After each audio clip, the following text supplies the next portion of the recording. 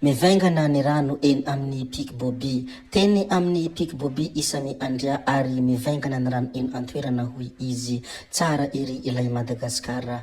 Pic Bobby moa dia tendrombohitra faharoa avo indrindra eto Madagasikara izay manana ahavo manodidina ny 840 metatra any amin'ny faritra Matsiatra Ambony, distrikany Ivovombe Ambalavao ao anatin'ny faritra Ihorombe no misy an'ity toerana ity. Ampitiavana sy ampanajana no anentanako ianareo rehetra tompoko vavy sy tompoko lahajaina mba hiabone ny chaîne ary hanao j'aime ny vidéo indrindra hametraka ny commentaire mialohany hirsoantsika amin'ny resaka zay fanaovantsika ato anatin'ity vidéo ity. Ndao ary ataontsika vetivety zany fanaovana abonnement izany mialohany hirsoantsika amin'ny resaka zay fanaovantsika. Ndao ary tompoko lahy, ndao ary tompoko vavy, abone vetivety ary ny chaîne atsika.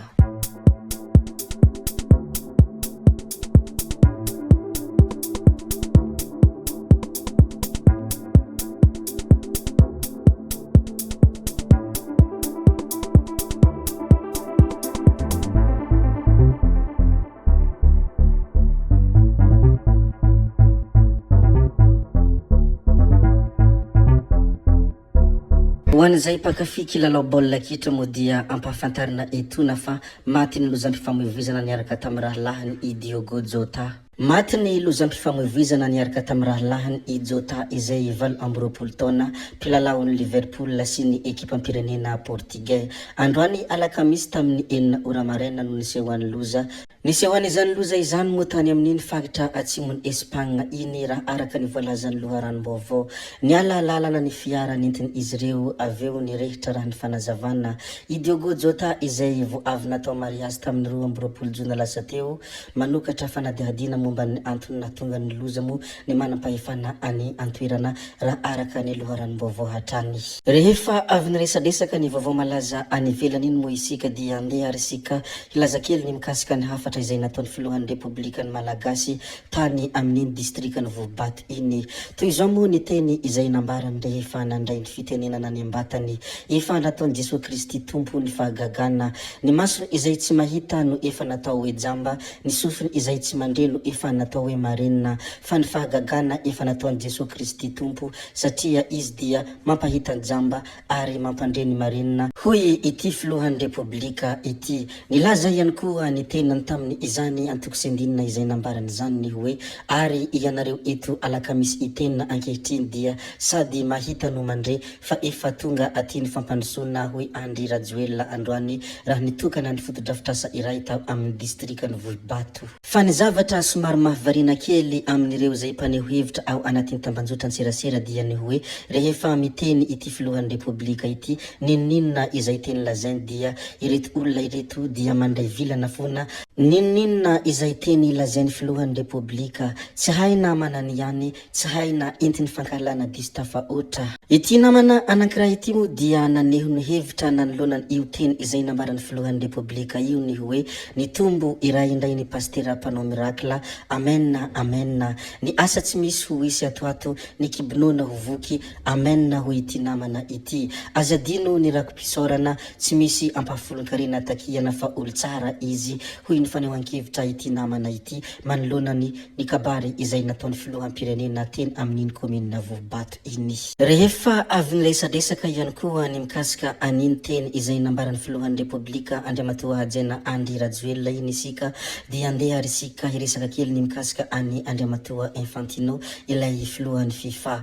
Ho avy eto a Madagasikara amin'ny faramparany ity taona 2024 ity izy raha araka ny loharanom-baovao. Ho avy eto Madagasikara izy any Infantino ilay filohan'ny FIFA amin'ny faramparany ity taona 2024 ity hijery sy hitokana ny ivontoerana teknika ho an'ny taranja baolina kitra Etsy Carillon izay nasiam-panatsarana araka ny nambaran'ny filohan'ny federasiona malagasy ny baolina kitra Andriamatoa Alfred Randriamanampisoa ny Andro Omaly teny isoraka. Marina ihany koa fa ny FIFA no mamatsy vola mitentina 2 tapitrisa dolara na 7.7 miliara ariary ho an'ity tetikasa ity tamin'ny alalan'ny fandaharana asa FIFA Forward.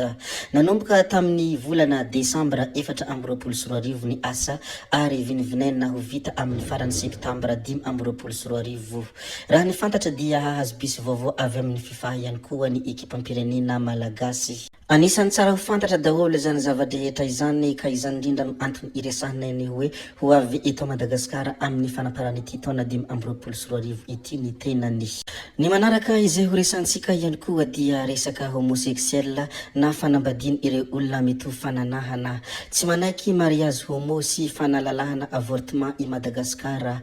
Nandritra ny fivoriana fa 7 momba ny zon'olombelona tany Genève nanamafy ny ministry ny fitsarana Benjamin Alexis Rakotomandimby fa tsy manohana ireo sosikevitra momba ny fanambadiana mitovy fananahana sy ny fanafanana ny sazy amin'ny fanalanjaza. Tsy toanana izany hoy ity andramatoa ity satria noho ny lalàna sy ny fombandrazana mbola tsy manome alalana izany. Etsy ankilany moa dia nekena ny 400 amin'ireo sosikevitra 530 natolotra. Ahitana fepetra momba ny zony vehivavy, momba ny zony ankizy, olona manana fahasembanana ary fahalalahana miteny sy ny ady amin'ny herisetra. Izay moa ny mikasika aniny izay nampahafantarina etona ny hoe tsy manaiky mariage homo sy ny fanalalahana avortement i Madagasikara. Rehefa avy nilaza ny mikasika an'izay isika dia ndeha harisika hiresaka ny mikasika an'ity manaraka ity. Ity moa dia resaka lozam-pifamoivoizana teny amin'iny lalam-pirenena fahadimy iny fiara fitateram-bahoaka Tradoza ary mpandeha iray no naratra. Fiara fitateram-bahoaka iray mampitoa any Fianareva Antsinanana sy Toamasina no Tradoza ny andro ny 3 Jolay 2024 tokony ho tamin'ny 5 ora maraina teo amin'ny lalam-pirenena fahadimy manodidina any Fianareva Antsinanana sy Mahabo. Isaorana Andriamanitra andriananahary fa tsy nisy ny ainana fohy tamin'ity loza ity saingy vehivavy iray no voan'ny ratra mafy ka tapaka ny toalambalany.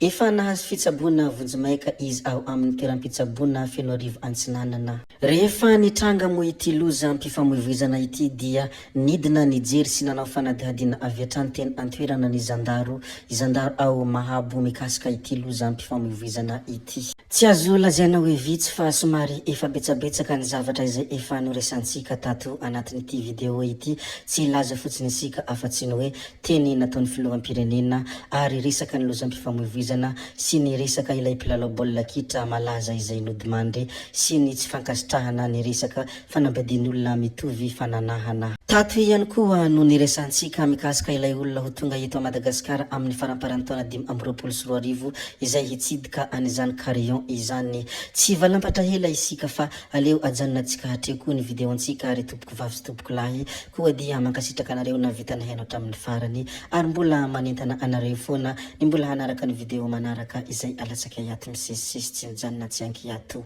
Zay fa tsy halavenay ny resaka hametra veloma izahay veloma vetivety fa tsy hoe akory veloma mandrakizay amin'ny manaraka indray no manao ny misimisy veloma maro tompoko lahy veloma tompoko vavy gaby wie ciao ciao amin'ny manaraka indray yo.